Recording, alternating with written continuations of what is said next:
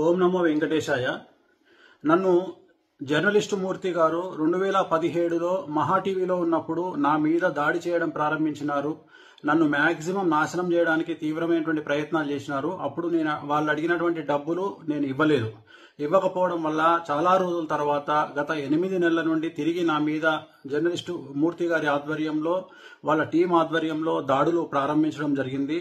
డబ్బులు ఇచ్చి నాకు వ్యతిరేకంగా జ్యోతిష్యులను అలాగే కొంతమంది క్లయింట్ల రూపంలో ఉండే వ్యక్తులను తీసుకొచ్చి నా గురించి టీవీల్లో డిబేట్లు పెట్టి నా గురించి చెడు ప్రచారం చేయడానికి తీవ్రమైనటువంటి ప్రయత్నాలను జర్నలిస్టు మూర్తి గారు చేస్తా ఉన్నారు.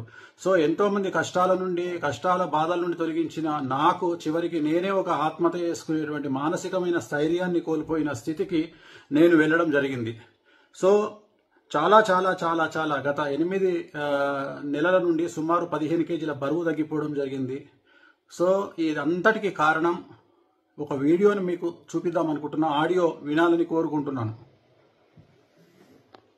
నువ్వు నాకు మెసేజ్ చేశాక నేను మళ్ళీ మెసేజ్ చేశాను, like you want me to wait అది ఇది అని చెప్తే లేదు ఇక్కడ ఇంకా లేట్ అయ్యేలా ఉంది, ఇది అలా సింపుల్గా కూర్చొని మాట్లాడుకునే మ్యాటర్ కాదు కదా, మళ్ళీ అందులో ఇంకా ఎందుకు రిస్క్ ఫోన్లో మాట్లాడడం అన్నట్టు నేనైతే మెసేజ్ పాస్ చేశానమ్మా. ఏమన్నాడంటే 5 లక్షల, సరిగ్గా విన్నావా, 50 లక్షల, 5 లక్షల, 5 కోట్ల, 5 అన్న ఫిగర్ నువ్వు ఒకటే చెప్తున్నావు అంటే నేనన్నా, నేను కూడా షాక్ తిన్నాను. 5 అని అన్నాను, గుర్తుందా నీకు? 5 అని చెప్పేసి నువ్వంటున్నావు సిఆర్ అని, నేనంత ఎక్స్పెక్ట్ చేయలేదు 5 సిఆర్ అని. నేను బయటకు రాగానే ఏమన్నాను, అంత అయితే అఫోర్డ్ చేయలేడు అని చెప్పానా?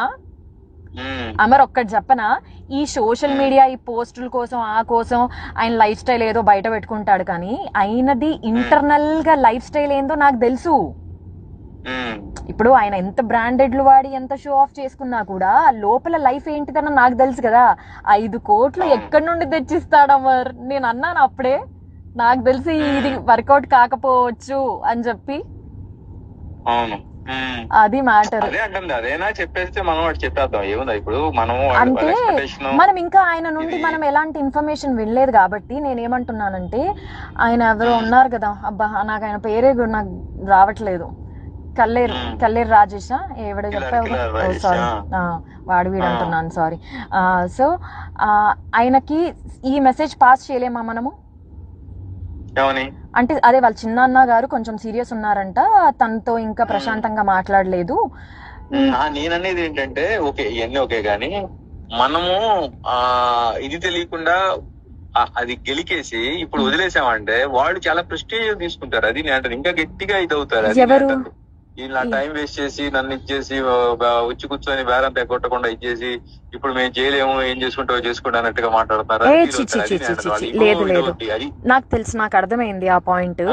నేను అందుకే అది అంటున్నా, మళ్ళీ మనం అది పాపం మన హెల్ప్ చేయబోయి ఇంకా దాన్ని ఇరకాటంలో పెట్టలేం కదా అని నేనేమంటానంటే, ఇప్పుడు సార్ వాళ్ళంతా ఇది కాదంట, వాళ్ళకంత ఇది లేదంట, 5 కోట్లు అయితే అఫోర్డ్ చేయలేడు. ఒక మాట చెప్పడానికైనా అది అనేది అది అంటుంది. వాళ్ళంతా అడుగుతున్నారు, వాళ్ళ ఎక్స్పెక్టేషన్ అది. నువ్వు చేయగలిగింది ఎంత నువ్వు చెప్తే. ఇప్పుడు నాకు అర్థం కాని పాయింట్ ఏంటంటే, అయిపోతుంది ఆ కంఫర్ట్ జోన్ ఏంటి అనేది చెప్తే అయిపోతుంది నేను అంటది. ఇప్పుడు ఆయన 5 కోట్లు అన్నప్పుడు అమర్ ఒక మాట నేను చెప్పనా, ఇప్పుడు అక్కడ ఆయన ఇచ్చిన ఏమంటారు 5 కోట్లు అనే ఫిగర్ ఆయన ఇచ్చాడు.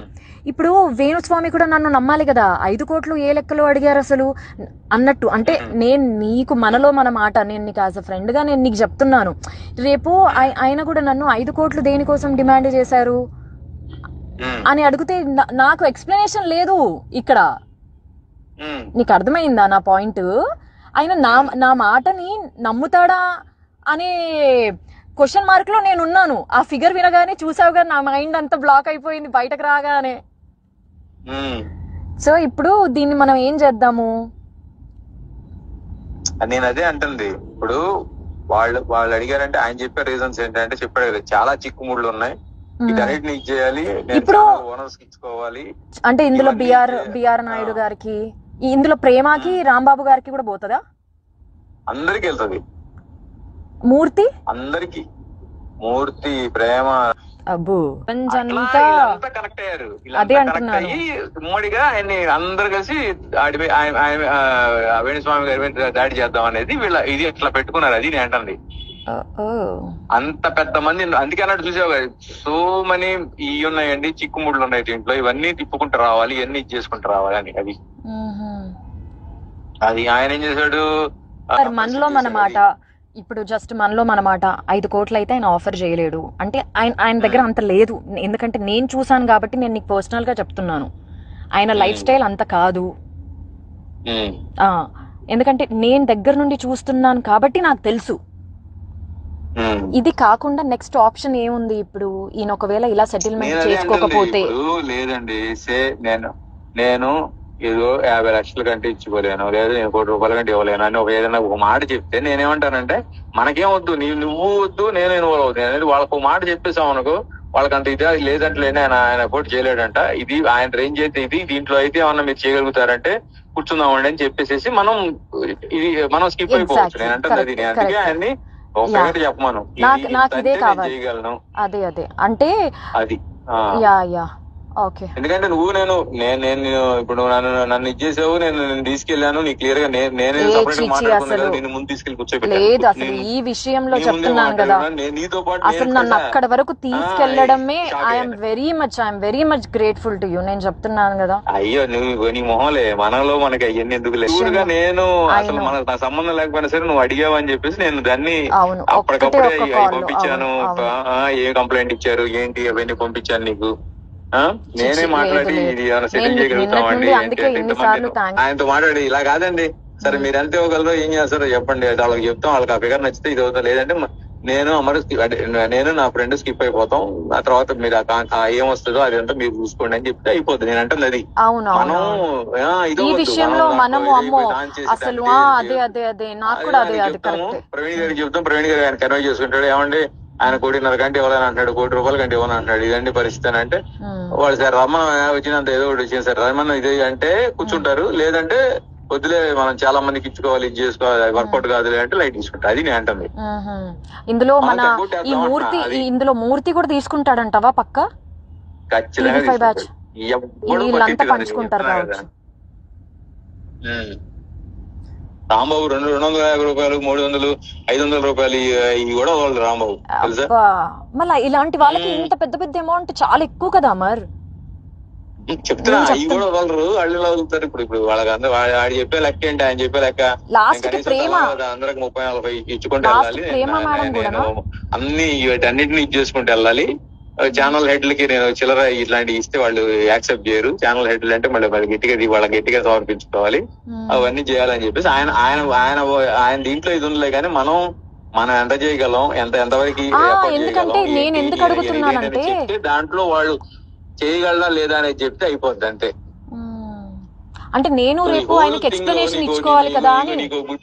నీకు ఒక చిన్న ఇది ఇస్తాను చూడు, వాళ్ళతో మాట్లాడుకొని వాళ్ళతో డీల్ చేసుకుని అప్పటికి నేను కూడా రానంటే రా మరి నువ్వు లోపలికి రమ్మంటే వచ్చి లోపలికి నేను అవునా కదా, నువ్వు లేకుండా ఎలా నువ్వు కూడా రా, నువ్వు ఉంటే ఇది ఉంటుందంటే సరే నేను ఇక ఒక ఆడపిల్లని ఒక్కదాన్ని లోపలికి పంపించాను కరెక్ట్ కాదని చెప్పి బాలు వాళ్ళ కోట్లు వేసేద్దాం, ఆయన ఒకటి చెప్పమను, మనం జస్ట్ కన్వే చేద్దాం ఇదని.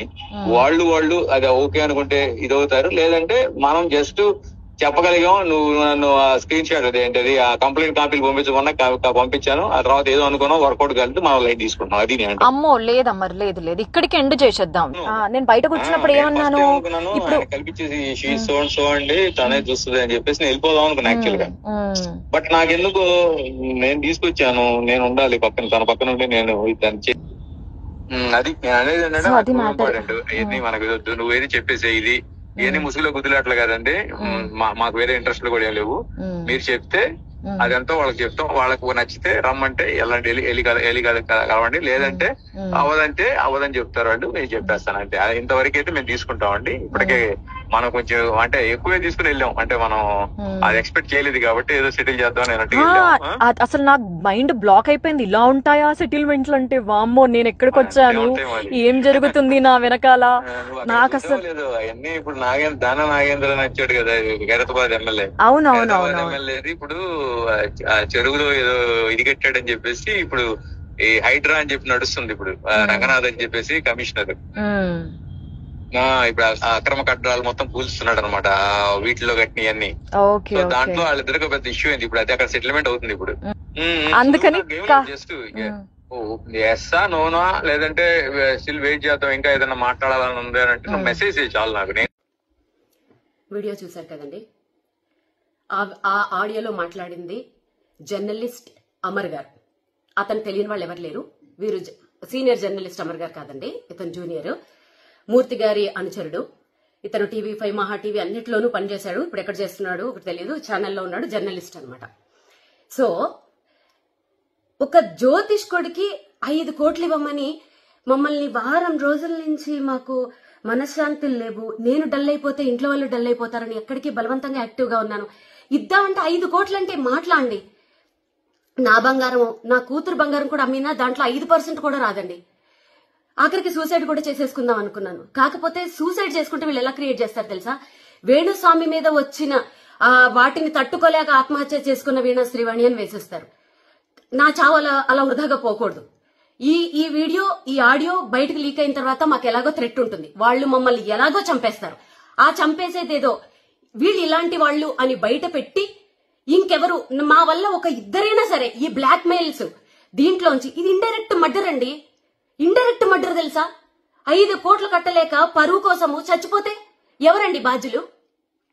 ఎవరు బాధ్యులు? దీంట్లో నాకు విచిత్రమైన విషయం ఏంటంటే, ప్రేమ గారు అంత డీసెంట్ జర్నలిస్ట్, ఒక ఆడపిల్ల అమరు చెప్తున్నాడు చూడండి, దాంట్లో ప్రేమకు కూడా వాటా ఉంది. రాంబాబు గారు, TV5 రాంబాబు గారు ప్రతిరోజు నాకు మెసేజ్ పెడతాడు, ఆయనకు కూడా వాటా ఉంది, ఇంకెవరెవరికో వాటాలు ఉన్నాయి అని చెప్తుంటే నా ఫ్యూజులు ఎగిరిపోయాయండి.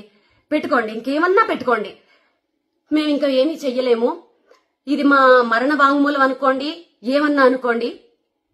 వీళ్ళు మానసికంగా కూడా, వీళ్ళకి ఎన్ని ఫేక్ అకౌంట్లు ఉన్నాయో తెలియదు గాని, నేను మొన్న జర్నలిస్టుల మీద పెట్టిన వీడియో కింద ఎన్ని ఫేక్ మెసేజ్లు, ఒక 100 వాళ్ళు ఫేక్ పెడితే ఒరిజినల్ వాళ్ళైనా కొంచెం అవుతారు కదండి, వాళ్ళు కూడా పెడతారు. మెసేజ్లతో కూడా నన్ను హింసించేశారు. అసలు నేను ఎప్పుడు నా మ్యూజిక్ వరల్డ్ నుంచి బయటికి రావడం మీరు ఎప్పుడైనా చూసారా? ఎందుకు వచ్చారో అని అడుగుతున్నారు. ఇప్పుడు ఆడియో అర్థమైందా? మా దగ్గర ఇంకా చాలా సాక్ష్యాలు ఉన్నాయి. మా మనిషి కిలారు రాజేష్ అనే వ్యక్తి జూబ్లీ హిల్స్ క్లబ్ లో పెట్టిన మీటింగ్ అది. మా దగ్గర ఇంకా సాక్ష్యాలు ఉన్నాయి. ఆయన సెక్రటరీ జూబ్లీ హిల్స్ క్లబ్ కి, అక్కడ పెట్టిన మీటింగ్, అక్కడికి వెళ్ళింది నా పర్సన్. ఇంకా మా దగ్గర చాలా సాక్ష్యాలు ఉన్నాయి. అప్పటి వరకు మమ్మల్ని బతకనిస్తే మేము ఇంకా బయట పెడతాం. ఈ వీడియో చూసిన తర్వాత మాకు జర్నలిస్టులే సపోర్ట్ చేస్తారా, బ్రాహ్మణ సంఘాలే సపోర్ట్ చేస్తాయా, చదువుకున్న వాళ్ళు సపోర్ట్ చేస్తారా, పోలీసులు సపోర్ట్ చేస్తారా, లాయర్లు సపోర్ట్ చేస్తారా? మీరు దీన్ని సుమోటోగా తీసుకుని, ఒక ఆడపిల్ల అనుకోండి, ఒక ఫ్యామిలీని అనుకోండి, ఇలాంటి 5 కోట్ల జ్యోతిష్ అని చెప్పినందుకు 5 కోట్లు మీరు డిమాండ్ చేసి బ్లాక్ మెయిల్ చేస్తున్నారంటే, మీరు మిగిలిన వాళ్ళ దగ్గర ఎంత చేస్తున్నారు? ఎంతమందిని చంపేస్తున్నారు మీరు? మేము చచ్చిపోయినా పర్వాలేదు, ఈ కేసుని ఎవరైనా సుమోటోగా తీసుకుని మమ్మల్ని కాపాడితే మేము నెక్స్ట్ వీక్ కూడా బయట పెడతాం. లేదంటే ఇదే మా ఆఖరి వీడియో అనుకుందాం. ఓం నమో వెంకటేశాయ.